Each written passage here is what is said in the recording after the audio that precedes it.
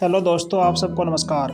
देखिए, महाभारत युद्ध समाप्त होने के बाद में द्रौपदी जो है कम उम्र में ही बूढ़ी दिखाई देने लगी थी। वह अपने आप को बहुत बड़ा महसूस कर रही थी। उसे कोई कोई पुरुष इक्का दुक्का दिखाई दे रहा था, क्योंकि महाभारत के युद्ध में सब कुछ खत्म हो गया था। तो द्रौपदी बड़ी हैरान थी, शून्य को निहार रही थी और वो देख रही थी कि ये सब क्या हो गया। वह दिन रात इस चिंता में खोई हुई थी। तभी श्री कृष्ण जी कक्ष में आते हैं, कमरे में आते हैं और उसको समझाते हैं। तो श्री कृष्ण जी जब कमरे में आते हैं तो द्रौपदी जो है बहुत चिंतामग्न थी और वह श्री कृष्ण से आकर लिपट जाती है और रोने लगती है। श्री कृष्ण जी उसको रोने देते हैं, क्योंकि वे जानते हैं और उसको समझाते हैं। कृष्ण जी द्रौपदी से अलग होकर के उसको समझाते हैं कि हे द्रौपदी, ये जो कुछ हुआ इसमें तुम्हारा कोई दोष नहीं है। थोड़ी देर के बाद वे जो है दोनों के दोनों एक पलंग पर बैठ जाते हैं। तब श्री कृष्ण जी द्रौपदी को बहुत अधिक तरीके से, बहुत अच्छे तरीके से समझाते हैं। द्रौपदी कहती है कि हे सखा, ये सब क्या हो गया, मैंने तो ऐसा कभी नहीं सोचा था। श्री कृष्ण उसको समझाते हैं कि हे द्रौपदी, नियति के खेल को कोई नहीं समझ सकता। नियति बहुत क्रूर होती है पांचाली, वह हमारे सोचने के अनुरूप नहीं चलती। जो हम कर्म करते हैं, नियति हमारे कर्मों को परिणामों में बदल देती है।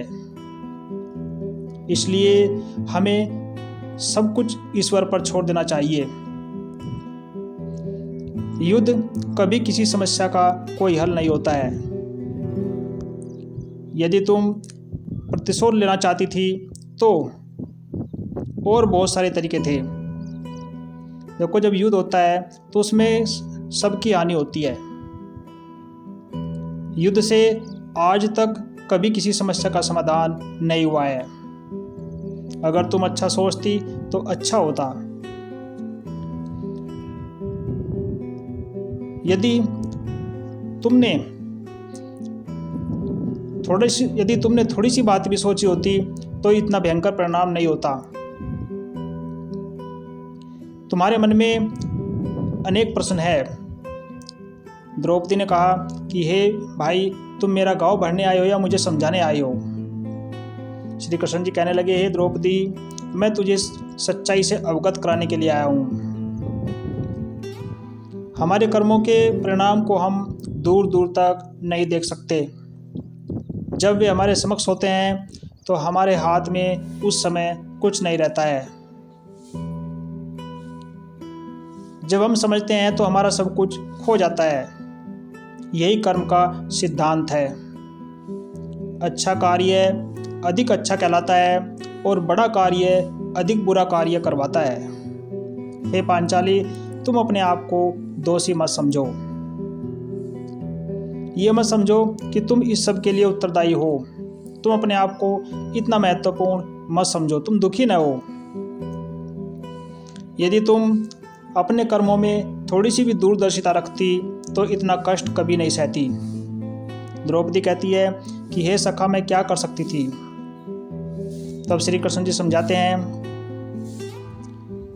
कि जब मैं शांति का प्रस्ताव लेकर जा रहा था तो तुमने मुझसे कहा था, हे पांचाली, याद करो, तुमने मुझसे कहा था, मैं हवन कुंड से उत्पन्न द्रौपदी हूँ, मैं महाराज द्रौपद की पुत्री हूँ, मैं महावीर धृष्टद्युम्न की बहन हूँ, मैं 5 महारथियों की पत्नी हूँ।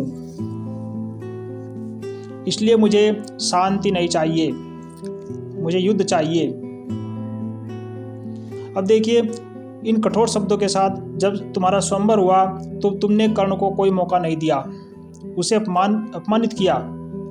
यदि तुम उसे अवसर देती तो परिणाम कुछ और होता।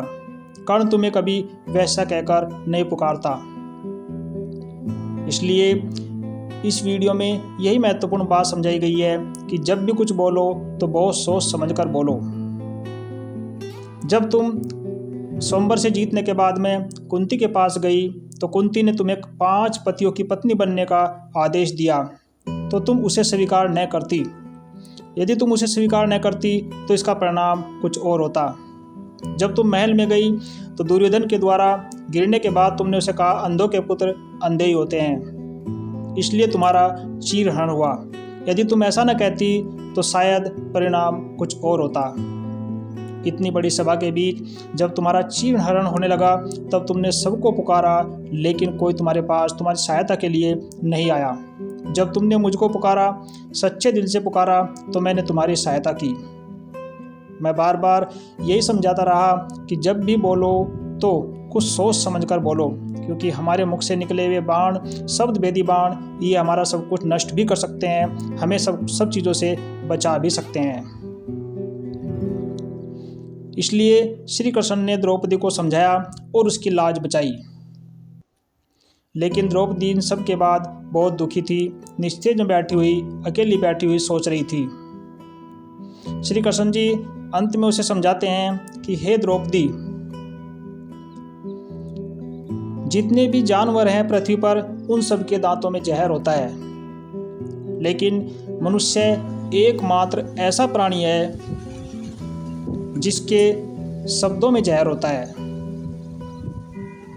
इसलिए मनुष्य को जब भी कुछ बोलना है तो सही शब्दों के साथ बोलना है। वह पांचाली को बार बार समझाते हैं कि तुम्हें इतना दुख नहीं होना चाहिए। यदि तुम पहले से ही अच्छा सोचती या तुम इतना न सोचती कि मुझे ऐसा करवाना है, तो आज युद्ध का परिणाम ऐसा भयानक नहीं होता। क्योंकि हे द्रौपदी, नियति बहुत क्रूर होती है, हम सब उसके आगे कुछ नहीं कर सकते। यदि हमारे कर्म अच्छे हैं तो हमें परिणाम भी अच्छा मिलेगा। यदि हम गलत सोच करके परिणाम गलत सोचेंगे तो उसका परिणाम भी गलत होगा। तो श्री कृष्ण जी जो है द्रौपदी को इस तरीके से बार बार समझाते हैं कि तुम्हें इस बात को स्वीकार करना होगा कि जो तुमने बोला था उसी के अनुरूप सब कार्य हुआ है। इस तरीके से इस वीडियो में समझाया गया है कि जब भी आप बोलें तो अच्छा बोलें, क्योंकि आपके द्वारा बोली गई एक बात न जाने कितना परिवेश को नष्ट कर सकती है और न जाने कितने परिवेश को बना सकती है। यही गीता का संदेश है कि हमें हमेशा अपना कर्म करना चाहिए। फल किसी के अधिकार क्षेत्र में नहीं है। अच्छा कार्य है तो अच्छा कर्म होगा तो अच्छे कार्य होंगे, यदि बुरा कर्म होगा तो बुरे कार्य होंगे। कभी कभी हम सोचते कुछ हैं और हो कुछ जाता है, ये हमारे कर्मों का परिणाम होता है। इस तरीके से आप वीडियो को ध्यान से देखें, इसमें बताई गई बातों को आप ग्रहण करें और जब भी आप बोलें तो अच्छा बोलें। वीडियो को लाइक करें, चैनल को सब्सक्राइब करें। धन्यवाद।